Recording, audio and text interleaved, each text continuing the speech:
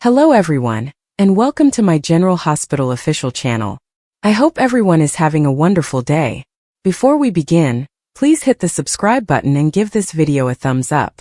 With Michael Corinthos officially returning to Port Charles, the drama is headed in a lot of different places, and General Hospital spoilers suggest that the proverbial feces is ready to hit the fan.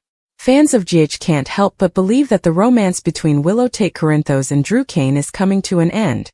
Drew will undoubtedly be revealed given how he set Tracy Quartermaine up for his ketamine drug scandal, and the fact that Michael would attest that he was unaware that Willow had visited Germany. He may have had an affair with Nina Reeves in addition to buying off the Baden-Baden facility administrator to keep his girlfriend away from her separated husband. Tracy is aware that Nina and Drew had an affair, and she could not hold back once she is released from prison. However, is it possible that Willow and Michael may attempt to move forward with a reunion? Since time heals all wounds, Michael probably want to spend more time with his family. Furthermore, given that Michael's other baby mother, Sasha Corbin, is quite pregnant, resides on the Quartermaine estate, and most likely harbors affections for him, a romantic reunion between Willow and Michael would undoubtedly make things risky. She has, after all, taken great care to conceal the true paternity of her child in order to prevent Michael from losing custody of Wiley and Amelia Corinthos. What would happen if Willow and Michael were to formally get back together? If Sasha has a medical emergency in the coming weeks that causes preterm labor, how chaotic could things get? Fans may remember that Liam Corbin, Sasha's first child, had to be removed from a respirator soon after his premature birth. For Sasha and Brando Corbin, the entire plot was devastating. When Brando died months later, Sasha's life took a further turn for the worst. Sasha's sadness from each of these instances caused her to experience a great deal of anguish. Sasha will be devastated by the anxiety if she goes into labor weeks earlier than anticipated. Additionally, it will evoke terrible memories and a fear that lightning might strike twice. Michael may disregard prudence in order to be with Sasha because he is well aware of her previous pregnancy problems. After all, Sasha has made many sacrifices and been an amazing friend to him. Even if he is with Willow, will he hurry to be by her side? Would he risk people discovering that he, not Jason Morgan, is the father of Sasha's child? According to General Hospital spoilers, if Michael is by Sasha's side during this difficult moment, many people will be raising an eyebrow. But since Willow can trace the birth of Sasha's child back to the period when her marriage was failing, Michael's wife might be able to figure things out quickly. On General Hospital today, Michael comes home with a vengeance, Drew and Willow attempt to reach an agreement, and Joe's news astounds the audience. A quick reenactment of yesterday's last moments introduces the broadcast. Gio dedicates his upcoming performance to his parents, Brooke Lynn and Dante, who had lied to him all of his life, didn't want him, didn't claim him and gave him away. Then he flees the room after smashing his violin. The audience as a whole is in disbelief. Lucy assures everyone that the concert must continue, and that they should never be afraid. Dante is shocked and asks Lulu what Gio is talking about as Lois and Brooke Lynn leave quickly. Cody approaches and instructs Dante to follow him since they need to speak. Lucy asks that everyone get a drink while she stumbles on stage, unable to think of what to do. Chase is surprised on stage as well. Sonny leaves the ballroom when Carly tries to speak with him. Carly then informs Lulu that she has done enough and stops her from continuing. Ned, Olivia, and Sonny attempt to decipher the situation outside the ballroom. Chase shows up at that point. Dante is dragged to a dressing room by Cody. Dante inquires about the situation with his friend. Although Cody claims to be unaware of the entire situation, he is aware that Brooke Lynn gave birth to his child. Liz feels sorry for Gio while she watches the nurses' ball on TV, and describes it as intense. To celebrate the ball with her, Lucas, dressed in a tux, drops by with champagne. For once, Mac is happy to see Jason at the PCPD. Tracy orders Jason to leave the questioning room before he enters. Jason informs Tracy at the PCPD that Diane is currently speaking with a judge, and that he will post bail as soon as it is decided. Tracy is adamant that Drew set her up, and she is aware of what happened when he just visited their boathouse. He put the medication in her automobile at that point. She queries why he is ignoring her. Jason claims that he considered working with Drew to be a bad idea. While backstage at the ball, Trina and Joss talk about Joe's plight and wish they could help him. Lucy shows in, demands that they be on stage immediately, and asks why they aren't wearing their costumes. Chase informs Olivia, Ned, and Sunny outside the ballroom that he doesn't want to share this narrative. Is it true what Olivia claims about them being family? According to him, Brooke Lynn gave birth to a child while she was a high school student. Chase is unaware of Joe's location when Ned inquires.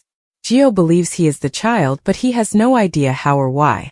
Olivia claims that she was the first to chase after Gio, and Sunny thinks that Lois is aware.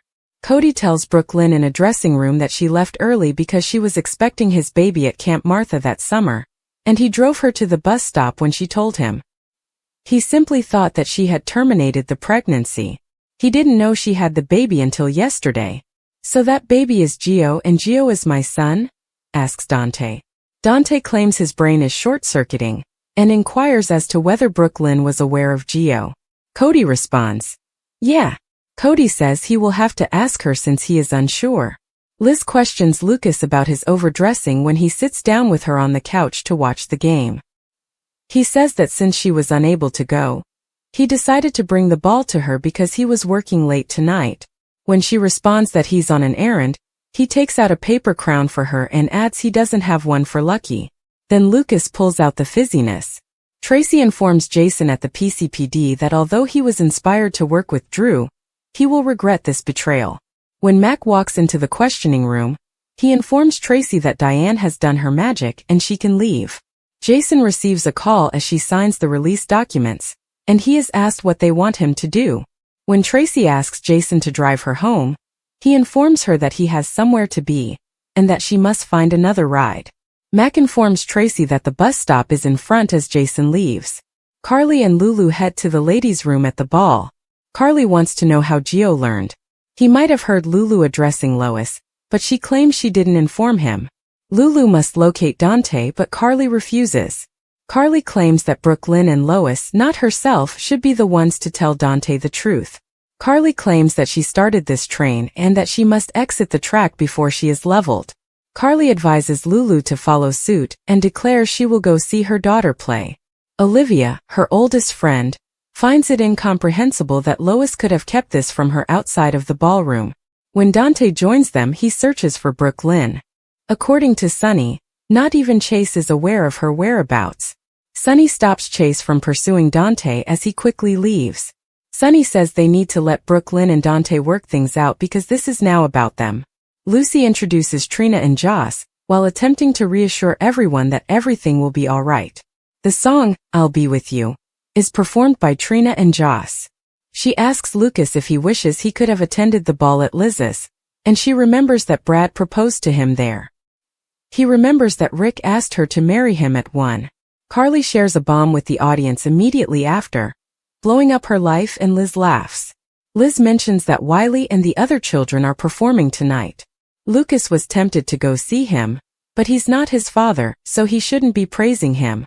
According to Liz, he is free to ooh and ah all over Wiley in her living room, and they are free to say offensive things.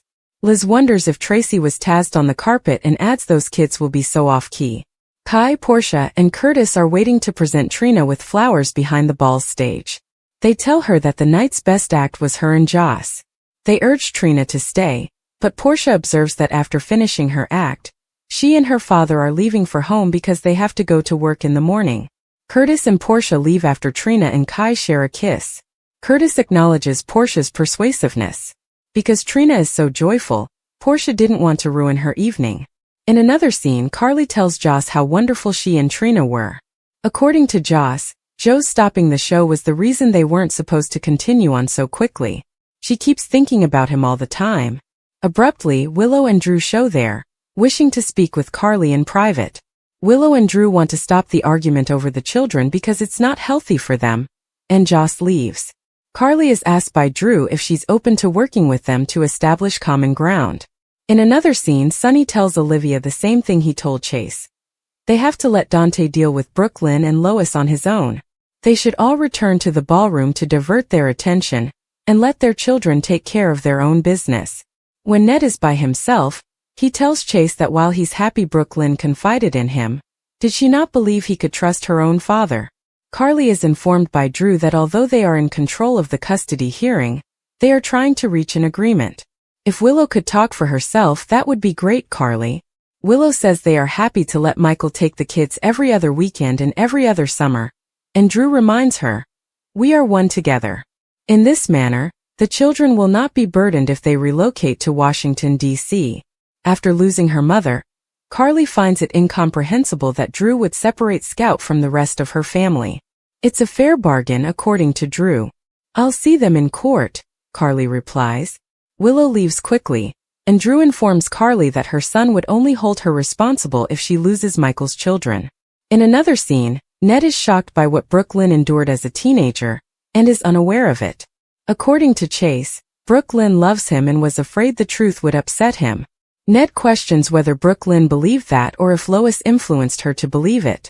Lucy thanks everyone for their support, and informs the crowd that they have surpassed their previous fundraising records.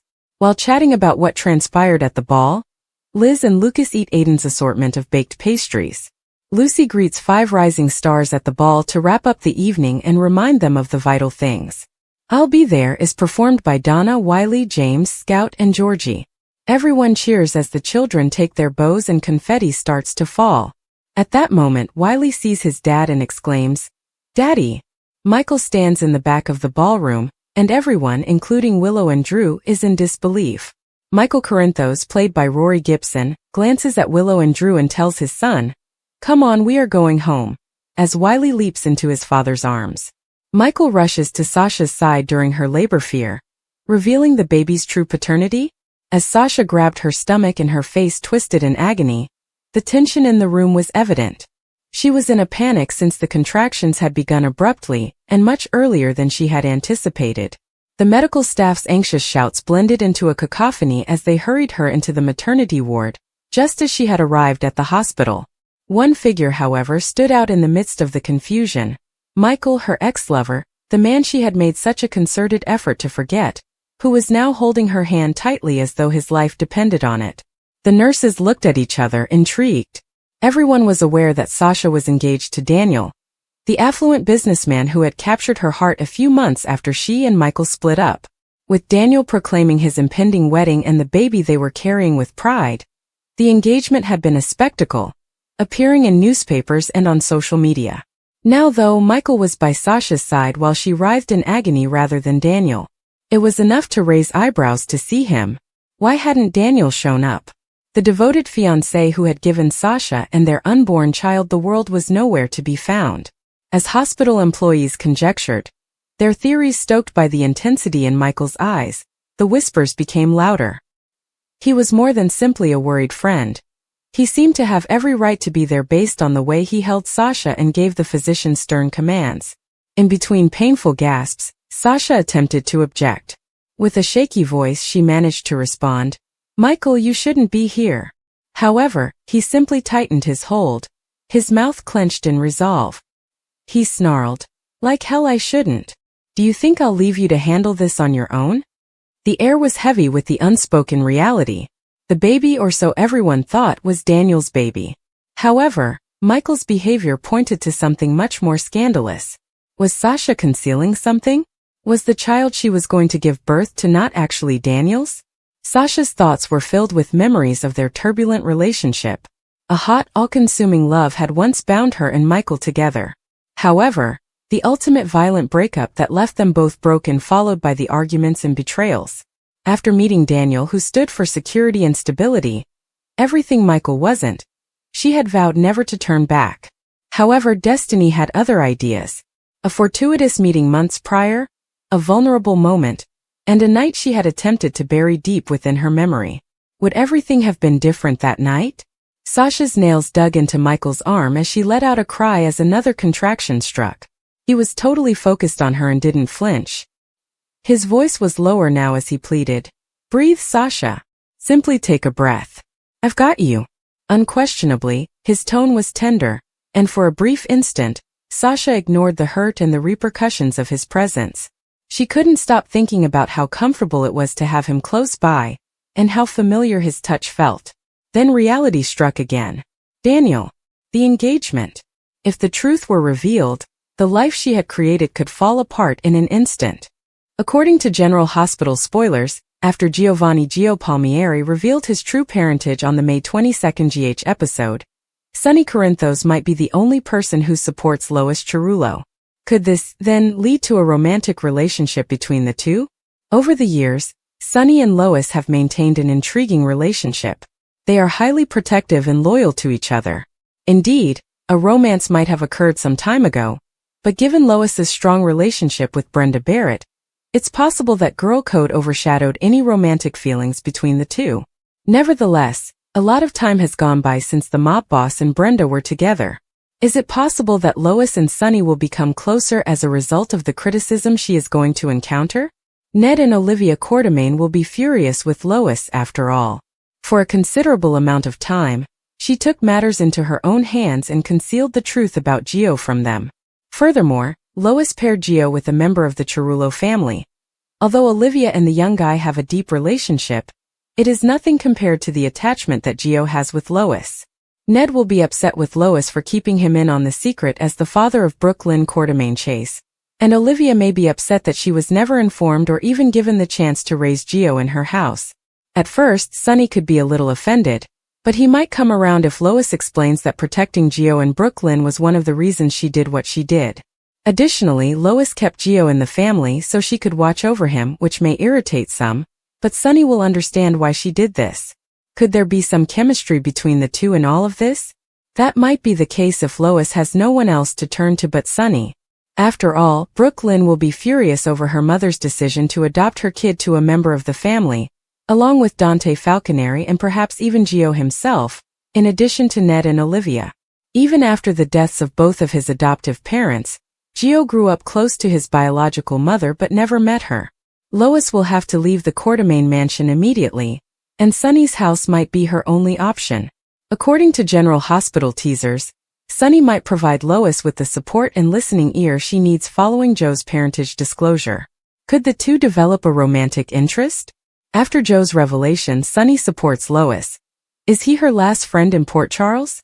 Relationships have been strained and alliances put to the test as a result of the shocking disclosure of Joe's secret. One connection endures throughout the turmoil: Sonny Corinthos' steadfast support for Lois Cerullo. In a place where allegiances are subject to change, their relationship becomes a rare constant as the dust settles. However, with so many secrets and betrayals coming to light, is Sonny really Lois's last friend in Port Charles? Lois is still in shock over Joe's shocking revelation, having been caught off guard by the reality and finding it difficult to cope with the consequences. She is deeply troubled by the deceit and begins to wonder who she can trust in a community where everyone is out to get her. Once dependable friends have turned away from her, either out of judgment or self-preservation. Sonny, however, has been by her side the entire time, providing her with practical support in addition to consoling words. His presence has served as a calming factor and a reminder that true loyalty endures despite the ruthless atmosphere of Port Charles. Because of years of shared experience and struggles, they have always had a friendship based on respect and understanding. Sonny understands the hurt of having someone close to you deceive you, since he has experienced betrayal before. He is aware of what it's like to have individuals he relied on abandon him when times become difficult. His choice to support Lois is therefore motivated by solidarity rather than merely duty. Even if it puts him at odds with people in their circle, he won't let her face the storm alone. But the question remains: is Sonny the only person Lois can still rely on as the fallout from Joe's revelation continues? In Port Charles, friendships are frequently transactional and alliances are brittle.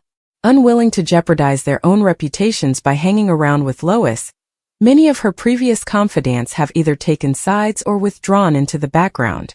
Now, even those who previously said they had her back appear doubtful, their allegiance faltering under duress.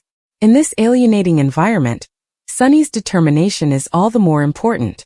However, there are issues with their relationship. It's unclear how far Sonny will go to keep Lois safe given his own troubled past with trust and retaliation. Will he continue to provide only emotional support, or will he do more to protect her from harm? And may supporting Lois put Sonny in the crosshairs as well, given the new adversaries that have emerged as a result of Joe's revelation? Sonny's devotion is Lois' lifeline, but it also makes her question if she is really alone in Port Charles. Are her other connections irreversibly harmed by the aftermath from Joe's acts? Or will friends finally come forward? Even if Sunny's presence gives her strength, the uncertainty still weighs hard on her. The dynamics at Port Charles keep changing as the days go by. Depending on who is presenting the story, rumors and whispers circulate, portraying Lois in various ways. Sunny stays consistent throughout it all, his devotion unflinching. However, the true test of their friendship might still be ahead in a community where nothing is ever truly concealed. Will Sunny's backing be all that separates Lois from total isolation? Or will others come together to support her? What does that mean for them both going forward if he is, in fact, her final buddy in Port Charles? There is no doubt that their relationship is being tested to the limit in a society where trust is scarce. The most recent General Hospital spoilers for Monday, May 19th through Friday, May 23rd, are available on Soaps.com.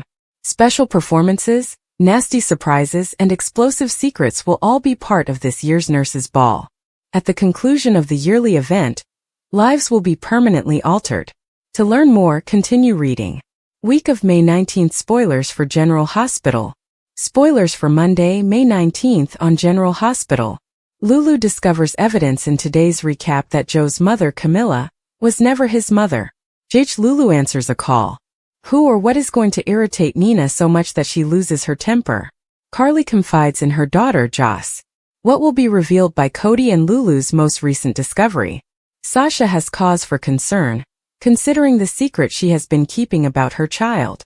However, what is causing her to go into a complete panic? Drew and Curtis, who were once friends, finally clash. Discover who will co-host the red carpet event and the mystery guest for this year's Nurses' Ball. Spoilers for Tuesday, May 20th on General Hospital. Gets Michael taking a plane home after Tracy gets arrested at the Nurses' Ball in today's recap? Unidentified man. As the most anticipated social event of the Port Charles year begins, it's time for the locals to get all decked out and walk the red carpet. The Nurses' Ball wouldn't have begun if Lucy wasn't juggling a problem. What effect will Anna's plan have on the events during the celebration? The secrets of Carly and Nina's fight club are out. Someone approaches Portia with an offer. But should she turn it down? It should come as no surprise that Alexis is about to receive one of the less pleasant surprises. View breathtaking before and after pictures of Beverly Hills 90,210's original cast members 25 years after the show's last episode aired. Spoilers for Wednesday, May 21st on General Hospital. In today's recap, Christina finds out that her mother has been hiding her crime, and Lulu informs Lois that she is aware that Gio is the son of Brooklyn and Dante. Irate Lulu G. Prepare to discover who will be singing what when the 2025 Nurses' Ball performances begin. Check out these fantastic pictures in the interim, where the residents are all decked out and have somewhere to go. When it comes to Willow, Jocelyn goes into full-blown Carly mode and uses some really offensive language. Lulu is closely monitoring everything that Lois does. On an even more significant day, Rena Sofer previews a big move. Do you recall the scheme we said Anna had devised? Since she is putting it into action today, we shall soon know if it was successful or not. The feud between General Hospital and Young and Restless erupts, and you won't want to miss it. Thursday, May 22nd spoilers for General Hospital. Gio stops the Nurses' Ball and reveals Brooklyn and Dante to be his parents in today's recap. Gio ends the performance. Without a little drama, it wouldn't be a Nurses' Ball. And secrets blow up everywhere these days. Drew is feeling confident and riding high. Ned and Olivia offer a warning while maintaining a united face. Curtis decides what his next course of action should be. When Carly and Vaughn cross paths, two aspects of Jocelyn's universe are about to collide. Chad Duell is replaced by a young and restless veteran in Michael's recast. Friday, May 23rd spoilers for General Hospital. The 2025 Nurses' Ball's last acts are about to begin, and lives will have been irrevocably altered by the time the last curtain comes down, and most likely not for the best. Jason receives an enigmatic call. Who is on the other end? Although Trina feels anxious, Mac is able to breathe more easily. Who makes a compelling proposition to Carly? Steve Burton's new bride talks candidly about their relationship a week after their wedding. Joe's past had always piqued Lulu's interest. No one in the family ever talked about the mystery of his beginnings, which had an elusive quality. Gio himself didn't talk about his early years very often, and when he did, his descriptions were hazy and had inconsistencies. Lulu couldn't help but notice the sense of mystery that surrounded his mother, Camilla, despite her elegance and composure. Her curiosity eventually turned to distrust. Little things like Camilla's hesitation to post pictures of the baby, and her tendency to shift the topic whenever Joe's birth was brought up caused Lulu to start to have her doubts. She started to question whether Joe's narrative had more to it than everyone was prepared to acknowledge. Lulu discovered a stack of medical records hidden in a dusty corner of the attic one afternoon, while assisting Camilla in organizing some old boxes. She initially dismissed it as simply another pile of misplaced documents. However, her breath froze in her throat as she turned the pages. The records contained Camilla's decades-long medical history. A number of fertility reports that were all from around the time Gio might have been conceived were among them. The documents were unambiguous. There was no reference to a pregnancy, and Camilla had battled infertility for years.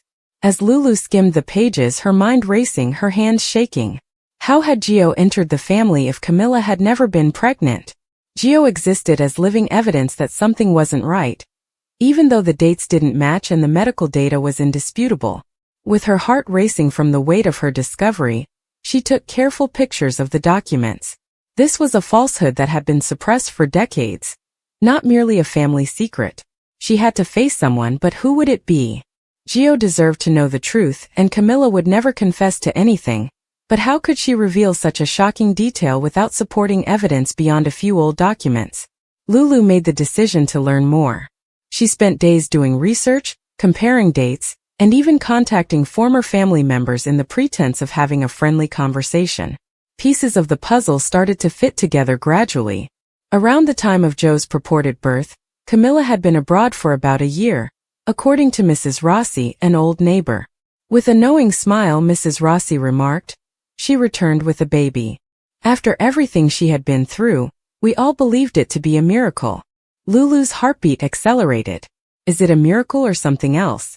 In order to find any legal documents that would provide an explanation for Joe's entry into the family, she looked through adoption records. However, nothing was present. No court papers, no documentation, and no indication of a formal adoption. The truth seemed to elude her more and more the more she looked. Where had Gio come from if he wasn't Camilla's biological son, and there was no adoption record? The ramifications were astounding. Was he taken by Camilla? Was there an illicit arrangement of some sort?